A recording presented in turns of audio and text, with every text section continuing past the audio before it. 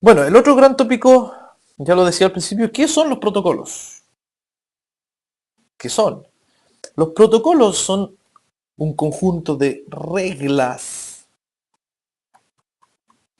que gobiernan la comunicación en red. ¿Sí? ¿Qué es lo que ofrece un protocolo? En primer lugar, el formato o la estructura de los mensajes. Ajá. El proceso en el cual los dispositivos de networking van a compartir información acerca de las rutas hacia otras redes. Cómo y cuándo existen errores de sistema y cómo se manejan. Y el inicio y término de transferencia de datos o sesiones. Eso es lo que un protocolo establece. Si yo tengo dos routers, tengo acá router 1, quiero hablar con router 2. ¿Sí? Y resulta que router 1 tiene dos redes conectadas, red A, red B, y router 2 tiene la red C. Entre ellos tienen que informarse cuáles son las redes que cada uno de ellos tienen. Router A podría enviar un mensaje hacia router B que le diga, mira router 2, yo tengo las redes A y B, y se lo envía.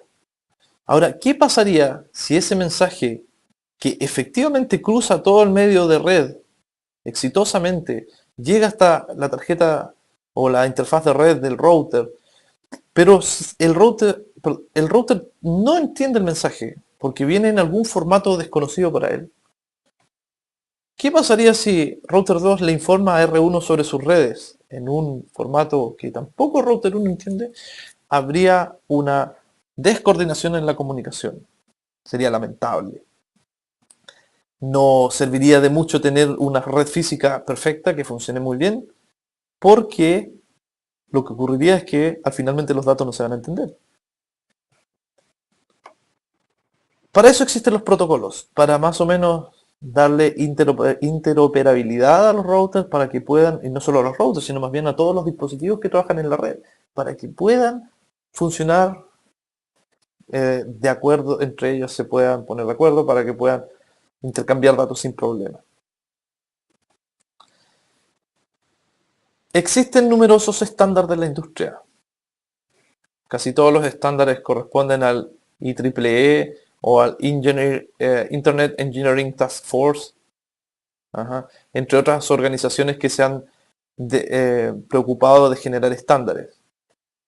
La Organización Internacional de Estandarización o Normalización también, entre otras, han generado numerosos estándares que hoy en día utilizamos. Ya vamos a ver en esto más adelante, vamos a ver de qué se trata en detalle.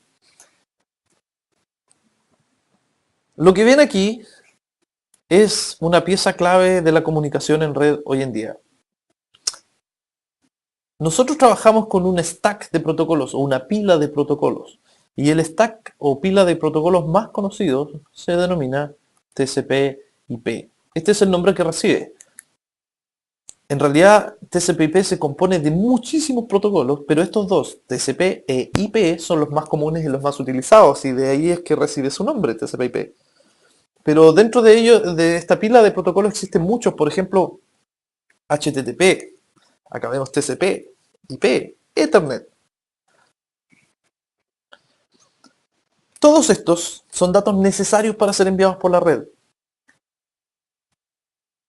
Lo que los usuarios regularmente utilizan es esto que está en amarillo, HTTP, nada más. Los demás protocolos son casi transparentes al usuario no se da cuenta que existen y sirven para redireccionar o para, más bien, direccionar los datos a través de una red. ¿Sí? Por ejemplo, cuando llegan los datos al router 1, él tiene que tomar la decisión de enviarlos al router 2 o bien quizás al otro. Eso lo hace el protocolo IP. ¿Sí? Entre otras cosas. Luego, ¿cuáles son la información de los puertos? Bueno, HTTP, si yo les pregunto qué puerto utiliza, probablemente la mayoría de ustedes me dirá 80. Y eso es correcto. Y eso es información que lleva el protocolo TCP. ¿Sí? Bueno, esto lo vamos a ver en más detalle más adelante en un proceso que se denomina encapsulación, que es uno de los grandes tópicos del curso CCNA 1. Es muy, muy importante comprender la encapsulación de redes porque es fundamento absoluto para entender cómo opera la red eh, en grandes rasgos. ¿Qué es lo que permite este tipo de comunicación en red a nivel de capas, como era el modo anterior? Es que los protocolos son independientes de la tecnología. Acá tenemos, por ejemplo, múltiples dispositivos, un teléfono inteligente, un aparato móvil, teléfono IP, etcétera, etcétera, una casa conectadas a la red y entre todos hablando. Eso hoy en día no es muy extraño. A ver, tópico importante. Vamos a poner aquí un símbolo para que quede como importante. Estos son los dos grandes modelos que se ocupan en las redes. Son los dos grandes modelos que los estudiantes de redes tienen que comprender en el módulo de CCNA1. TCP/IP y modelo OSI. Vamos a ver en detalle cada uno de ellos. Vamos a ver que en realidad son muy similares. Muy similares. Hoy en día se ocupa TCP/IP, OSI solamente se mantiene como referencia. ¿Cuáles son las ventajas de utilizar un modelo en capas? Como son estos, ya vamos a ver las capas en el slide siguiente. La principal ventaja, yo diría que es la que aparece ahí, que los cambios en una de las capas no afectan a las otras. ¿Cómo podemos explicar esto? Bueno, sin que hayamos visto todavía las capas. Una de ellas es la capa física, que es aquella donde ocurren todos los fenómenos de hardware. Mientras que las capas superiores, que son varias más, tienen que ver con el software. Si yo les pregunto, ¿qué ocurre cuando falla la capa física? Por ejemplo, la tarjeta de red se quema. La tarjeta de red deja de funcionar. Y ustedes tienen que ir a comprar otra tarjeta de red. ¿Será que acaso en la tienda tenemos que pedir una tarjeta de red que sea compatible con IP? ¿Ah? Con el protocolo IP. ¿O que sea compatible con HTTP? ¿O será que el vendedor, cuando vamos a comprar una tarjeta de red, nos pregunta, ¿usted qué va a hacer en la red? ¿Va a enviar correo? Porque nuestra tarjeta de red no es compatible con correo. Problema. Eso no es así. La tarjeta de red, al pertenecer al mundo físico, bueno, está con una patita un poquito en el software también. Simplemente si falla, se reemplaza por una tarjeta nueva y no es necesario molestar a los otros protocolos superiores. No tienen que ser compatibles, son totalmente independientes. Los cambios en una capa no afectan a las otras. Eso es una gran ventaja. Y lo otro es que provee un lenguaje común y permite la interconexión de distintos fabricantes. Hace algunos años atrás, quizás alguno de los que está viendo este video se acordará de las redes Nobel. Ah, sí, quizás algunos de más edad podrán acordarse de las famosas redes Nobel. Y las redes Nobel tenían, bueno, tan mal no funcionaban, tenían un problema. Estas redes hablaban su propio protocolo, IPX, que prácticamente no era muy compatible con IP. Entonces una red Windows era muy difícil que se contacte con la red Nobel a no ser que haya un dispositivo intermedio como un router que traduzca de un sistema al otro. Entonces, lo que viene a solucionar este tipo de modelos es que ya estas redes, bueno, Nobel ya no existe, muy pocas redes ya no existen, porque todo tiende a ser estándar. ¿Sí? Así es que independiente del fabricante, sea Nobel, sea Windows, Cisco o cualquiera, las redes funcionan sin mayores problemas. Ok, hemos llegado a un punto muy importante. Si al anterior slide le puse un símbolo de advertencia o de atención, aquí le voy a poner 3. Esto que ven acá es importantísimo que ustedes se lo aprendan y que los estudiantes lo aprendan. Es el modelo TCP/IP. El modelo TCP/IP que está en 4 capas. Las capas se nombran desde abajo hacia arriba. Voy a evitar ponerles números, eso olvídenlo, lo voy a hacer más adelante. Tienen que recordar los nombres de las capas. Aplicación, transporte, internet y acceso a la red. Algo destacable que quizás les puede ocurrir por ahí. En alguna bibliografía, si ustedes buscan información aparte, puede que este modelo lo encuentren con 5 capas. Y es porque la capa de acceso a la red se divide en física y en otra capa que se llama data link o enlace de datos. ¿Ya? Entonces puede ser que ustedes lo vean como 5, pero nosotros nos vamos a enfocar en que son 4 porque la primera, que es Network Access, entonces lee de abajo hacia arriba, está compuesta de las dos. Aquí está el mundo hardware y hacia arriba el mundo software. Bien. A lo largo del CCNA 1 vamos a ir metiéndonos en cada una de estas capas. Primero, qué es lo que hace la capa de aplicación, qué es lo que hace la capa de transporte, luego la capa de internet o de red y finalmente la última capa. Y todo lo que tenga que ver con IP se concentra en la capa de internet del modelo OSI. IPv4, IPv6. ¿Sí? Por ahora nosotros nos vamos a enfocar solamente en IPv4, pero la creación de sus redes, enrutamiento, etcétera, ocurre en esa capa. Así que una vez que describamos a nivel general los dos modelos, tanto OSI como TCP/IP, vamos a involucrarnos en cada una de estas capas para ver lo que ocurre dentro, cuáles son sus aspectos importantes y cómo finalmente ocurre la transmisión de datos en la red. Bien, vamos avanzando. Esto es lo importante. Los datos que se generan en un cliente, por ejemplo, acá tengo un cliente y acá tengo un servidor. Cuando se generan, parten de una aplicación. Por ejemplo, si esto fuese una conexión de tipo web o HTTP, la aplicación puede ser un browser. Vamos a utilizar nuestro ejemplo, el odiado Internet Explorer. Este es un cliente HTTP. Este cliente genera un protocolo de comunicación que es HTTP, que el servidor naturalmente entiende, en este caso por ejemplo un servidor Apache, un servidor IIS-7 o algo similar. Y esos datos se van encapsulando, es decir, se van agregando información de transporte, por ejemplo, luego esto va hacia abajo, se agrega información de internet como las direcciones IP, y luego pasa a la capa física. En la capa física se transforma en binario y esto viaja como una secuencia de ceros y unos por la red. Los datos que se generaron aquí viajan, llegan al otro extremo y suben en su recorrido hasta la capa de aplicación del otro extremo, que es el servidor que entiende los datos que fueron originados por el protocolo HTTP en este caso. Esto es el fundamento de todas las redes hoy en día. ¿Cómo funcionan? La capa de aplicación, transporte, internet y acceso a la red para proveer la comunicación en red. Aquí hay otra forma de explicarlo, que es más o menos lo mismo. Un poco un resumen de lo anterior, ya que está tan lleno de rayas. El campo data, que está aquí, data, son los datos de la capa de aplicación. Son los datos que a nosotros como usuarios nos interesan. Nuestro correo electrónico, nuestro mensajito que simplemente decía hola. ¿Sí? A nosotros no nos interesa la dirección IP, ni el puerto, ni muchas cosas. Simplemente escribimos hola, por ejemplo, en un chat. Al apretar enter, lo único que nos importa es que en el otro extremo se vea hola, ¿verdad? Bueno, toda esa magia que ocurre entre esos fenómenos se explica a través del proceso de encapsulación TCP/IP.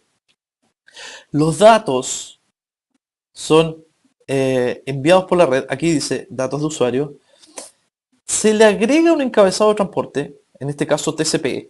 Ya vemos que, vamos a ver más adelante, que en transporte hay dos protocolos más importantes que son TCP y UDP. En este caso se eligió TCP por la característica de los datos. Luego, acá, importante es que los datos del usuario más el encabezado de transporte se denomina segmento. Luego ese segmento se le agrega el encabezado IP o el encabezado de red. Y eso pasa a llamarse paquete IP, que son todos estos campos que están acá. Y el paquete IP se encapsula, se guarda dentro de una trama y se envía por la red. En este caso una trama Ethernet. Podría ser una trama MPLS. Podría ser una trama... ¿qué otro tipo de tecnología tenemos? Una trama 802.11, Wi-Fi por ejemplo, etcétera. En este caso se va a través de una red cableada Ethernet. Y esos datos se envían desde el servidor, viajan a través de la red Y cuando llegan a la capa física, bueno, aquí se convierte en bits, se envían, llega a destino y el host de destino y empieza el proceso inverso que se denomina desencapsulación, donde empieza a eliminar cada uno de estos datos, de los complementarios, hasta que queda solamente con los datos de aplicación y ahí se entiende el mensaje que se quiso enviar. Eso es más o menos, a grandes rasgos, cómo funciona la red. Al igual que enviar una carta escrita, ¿sí? No solamente se puede enviar la carta con un simple hola escrito en papel, sino que necesitamos un sobre con remitente, destinatario, estampilla, etcétera, etcétera. ¿Ya? Hmm. Esta diapositiva me la voy a saltar porque acá está mucho mejor. Esta otra es la estructura del modelo OSI. Entonces también le vamos a poner aquí varios símbolos de atención. Podría ponerle 5 o 6 porque esto es tan importante, tan relevante, que necesitamos comprenderlo muy bien. En las pruebas de certificación, pruebas de capítulo, pruebas, exámenes de red, lo más común es que a uno le pregunten el orden de las capas y se las dan vuelta y uno tiene que saber exactamente que parte desde la 1, fíjense, de física, hacia arriba la capa de aplicación. Tenemos capa física, enlace de datos, capa de red, capa de transporte, capa de sesión, presentación y aplicación. Uf, bastante más. En modelo TCP/IP solamente teníamos 4, acá ahora tenemos 7. Bueno, y aquí es donde viene el clásico chiste malo sobre la famosa capa 8, que sería el usuario. En realidad el usuario no existe como capa, es solamente un chiste. Por eso que llega hasta la capa 7. Lo que tienen que aprender es este orden, de alguna manera. Cada uno tiene su método de aprenderlo. Y finalmente, ¿qué es lo que hace cada una de estas capas? Se nombran desde abajo hacia arriba. No confundan esto. La capa número 1 no es aplicación, a pesar de que ahí se generan los datos. Los datos se generan en la aplicación, parten de ahí y bajan hasta el mundo físico y son enviados. Ajá. Pero eso no es así, no se enumera de esa manera. ¿Cuál es la función de cada una de estas capas? Ya lo vamos a ver más en detalle. Pero podemos observar algo. ¿Recuerdan? La capa de aplicación estaba presente en el modelo TCP/IP. La capa de transporte también. Había otra, la capa de red, pero no se llamaba red, se llamaba Internet. Y las últimas dos capas están fusionadas en una sola. Esto es lo más importante. Esto es lo que hay que recordar. La comparación entre los dos modelos es muy importante. Modelo OSI versus modelo TCP/IP. Hoy en día utilizamos el modelo OSI, modelo TCP/IP en la práctica. Si usted va a las propiedades de nuestro adaptador de red, por ejemplo, a ver si es que puedo. Voy a tratar de mostrarlo aquí en el video. Estoy conectado a la red inalámbrica. Un segundito. Voy a tomar el mouse. Vamos a las propiedades de red. Veamos acá. TCP/IP. Protocolo de Internet TCP/IP. Fíjense aquí, no aparece en ningún momento OSI. Lo que se ocupa hoy en día es TCP/IP. ¿Sí? Bueno. Entonces, la pregunta clave es, ¿para qué existe el modelo OSI? ¿Sí? Modelo OSI se conoce como modelo de referencia OSI. Antiguamente se ocupaba para las redes, pero hoy en día tenemos un modelo mucho más eficiente que este TCP/IP. La idea de OSI es que se ocupa para los estudiantes que están aprendiendo redes porque es un proceso mucho más detallado de cómo funcionan las redes. Se explica de mucha mejor forma. TCP/IP es un resumen de OSI. Entonces, fíjense que la capa de aplicación de TCP/IP en realidad involucra a la misma capa de aplicación de OSI, la capa de presentación y la capa de sesión.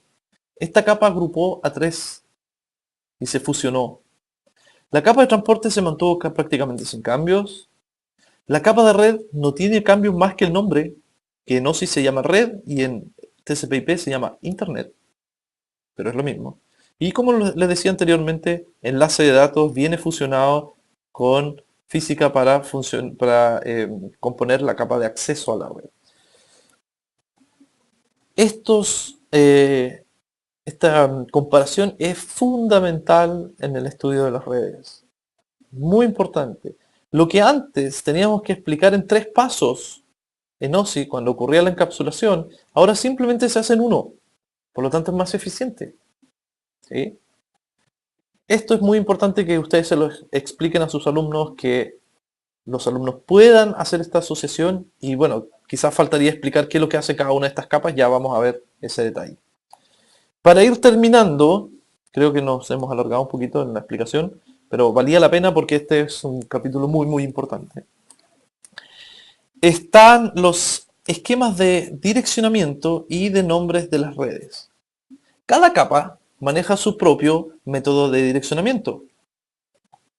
Y acá tenemos las capas, fíjense que hay una mezcla, capa 1, 2, capa 3, capa 4 y las capas superiores que generalmente se denominan 5, 6, 7 de modelo OSI. Entre las capas superiores, por ejemplo, veamos. Acá está nuestro modelo OSI. Ups, creo que me quedó un poco mal esto. Se supone 7. Tengo 7. 1, 2, 3, 4, 5, 6, 7. Y tenemos acá otro host, que puede ser el server, por ejemplo, con su homólogo, las mismas 7 capas. La capa de aplicación habla directamente con la capa de aplicación del otro extremo. ¿Qué es lo que habla? ¿En qué se entienden? Se entienden en datos codificados por las mismas aplicaciones, por ejemplo, web, torrent, correo electrónico, DNS, DHCP, etcétera, protocolos que funcionan en la capa de aplicación. Luego, bueno, esto en realidad hoy en día las 3 últimas capas funcionan de esa manera, ya lo veíamos recién en la presentación de aplicación, que están fundidas, ¿cierto? Luego viene la capa de transporte. ¿Qué es lo que se habla en la capa de transporte? Esto es importantísimo. Puertos de destino y origen. Los puertos van en la capa de transporte.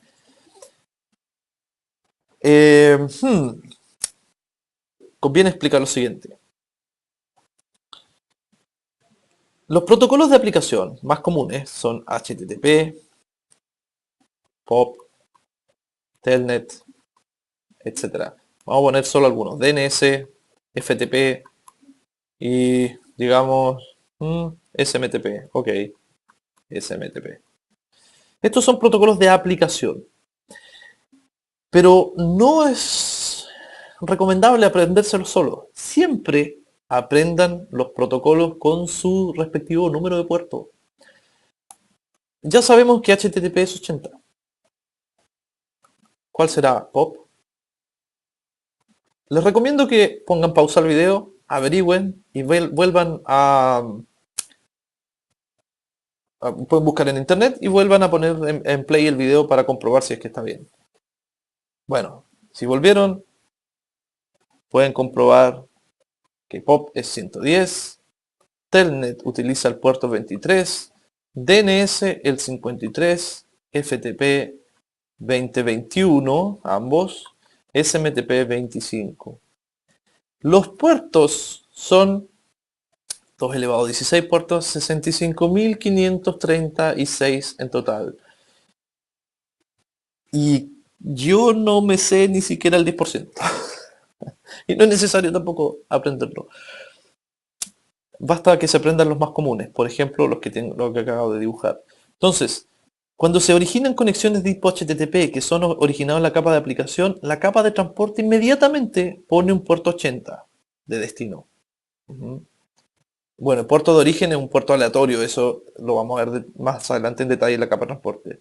Si la comunicación fuese POP, en este caso de correo, el protocolo, o sea, la capa de transporte en el puerto de destino elegiría un 110. Si fuese Telnet, elegiría un 23. Quizás usted se esté preguntando, ¿por qué 23 y no 24? Bueno, eso está determinado por un estándar, está normado y está, bueno, las aplicaciones ya se conocen desde hace muchos años que funcionan en esos puertos. Alguna vez fueron otorgados y se mantuvo ese esquema. ¿Sí? Entonces, la capa de transporte utiliza para hablar entre sí los puertos. La capa de red, que es la capa 3, utiliza, acá hay una diferencia que tenemos que hacer que también es muy importante, anótenla por favor, son las direcciones lógicas de origen y destino. En redes, dirección lógica, por favor anoten esto, es sinónimo de dirección IP. ¿Ok? Dirección lógica, sea IPv4 o IPv6, que corresponde a la capa de red. Porque la capa de enlace de datos, que es la que está más abajo, que es la que genera las tramas, responde o se entiende con las direcciones físicas. Y en redes, podemos hablar en esquema Ethernet, una dirección física, quizá ya ustedes están pensando de cuál se tratará. Si la lógica es IP, ¿cuál será la física? Si dijo MAC, correcto. Las direcciones MAC. Esas son direcciones de capa 2. Y finalmente, la forma de hablar en la capa física es mediante esquemas de temporización y bits de sincronización.